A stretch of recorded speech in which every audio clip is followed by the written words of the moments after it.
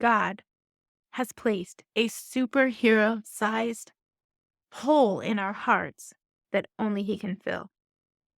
He's the ultimate superhero. And of course, I get a phone call. God woke me up this morning and led me to read from Job. When I woke up this morning, I came to my Bible, I picked it up, and it was Job. And I was like, Job? Those two books of the Bible are right next to each other. I'm just saying, when I left last, it was on Psalm. I don't know how my Bible was sitting open on my table to this passage because I honestly, last thing I remember was reading Psalms. I started reading and I was picturing God talking to Job, and I could see the scene in my head cinematically. I'm going to start with Job 38. And ironically, when I looked up commentary on this, it points out that up to this point, from the beginning of Job, Job is going through trials and God is absent up until this point. Job is trying to understand why he's going through the things he's going through. He's searching for comfort. He's searching for reasons, and there's nothing. He doesn't hear from God until now. And it's like God just has to give a reminder of who He is, that He is the real superhero in this story, and He's the superhero in our story. Then the Lord answered Job out of the storm. He said, "Who is this that darkens my counsel with words without knowledge? Brace yourself like a man. I will question you, and you shall answer me. Where were you when I laid the earth's foundation? Tell me if you understand. Who marked off its dimensions? Surely you know. Stretched a measuring line across it. On what were its footings set? Or who laid its cornerstone? While the morning stars sang together and all the angels shouted for joy. Who shut up the sea behind doors when it burst forth from the womb? When I made the clouds its garment and wrapped it in thick darkness. When I fixed limits for it and set its doors and bars in place. When I said, 'This far you may come, and no farther. Here is where your proud waves halt.' Have you ever given orders to the morning, or shown the dawn its place, that it might take the earth by the edges and shake the wicked out of it? The earth takes shape like clay under a seal. Its features stand out like those of a garment. The wicked are denied their light, and their upraised arm is broken. Have you journeyed to the springs of the sea, or walked in the recesses of the deep? Have the gates of death been shown to you? Have you seen the gates of the shadow of death? Have you comprehended the vast expanses of the earth? Tell me if you know all this. What is the way to the abode of light, and where does darkness reside? Can you take them to their places? Do you know the paths of their dwellings? Surely you know, for you were already born. You have lived so many years.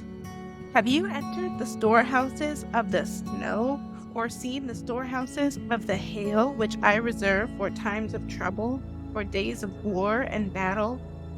What is the way to the place where the lightning is dispersed, or the place where the east winds are scattered over the earth?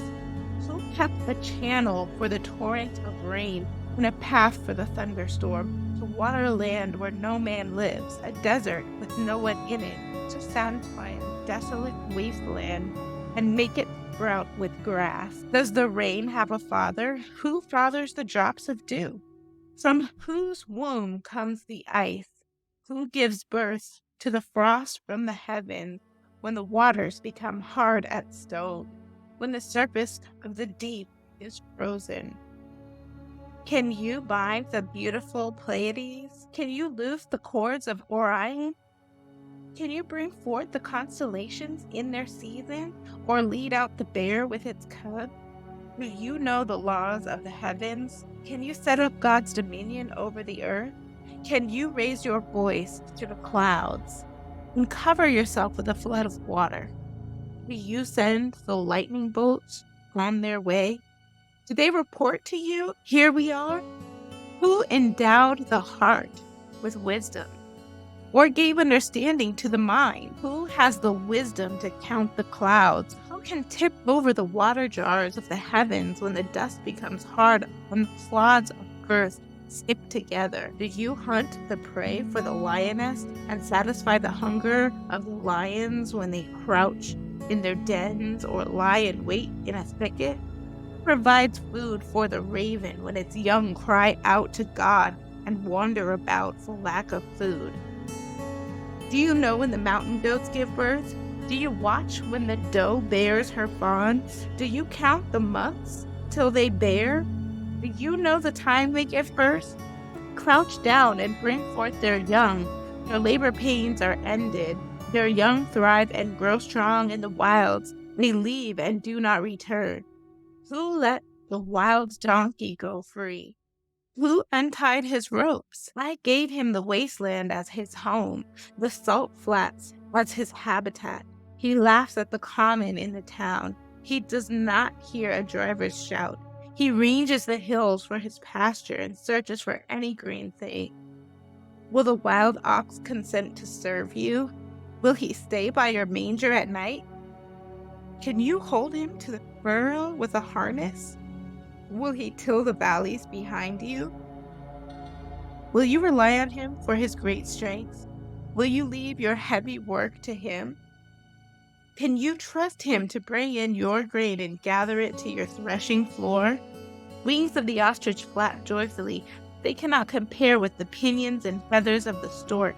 She lays her eggs on the ground and lets them warm in the sand, unmindful that a foot may crush them, that some wild animal may trample them. She treats her young harshly as if they were not hers. She cares not that her labor was in vain, for God did not endow her with wisdom or give her a share of good sense. Yet, when she spreads her feathers to run, she laughs at horse and rider. Do you give the horse his strength, or clothe his neck with a flowing mane? Do you make him leap like a locust, striking terror with his proud snorting? He paws fiercely, rejoicing in his strength, and charges into the fray. He laughs at fear, afraid of nothing. He does not shy away from the sword. Quiver rattles against his side, along with the flashing spear and lance. In frenzied excitement, he eats up the ground. He cannot stand still when the trumpet sounds. At the blast of the trumpet, he snorts. Aha! He catches the scent of battle from afar, the shout of commanders and the battle cry. Does the hawk take flight by your wisdom and spread his wings toward the south? Does the eagle soar at your command and build his nest on high? He dwells on a cliff and stays there at night. A rocky crag is his stronghold. From there he seeks out his food. His eyes detect it from afar. His young ones feast on blood, and where the slain are, there is he. The Lord said to Job, will the one who contends with the Almighty correct him? Let him who accuses God answer him. Then Job answered the Lord, I am unworthy.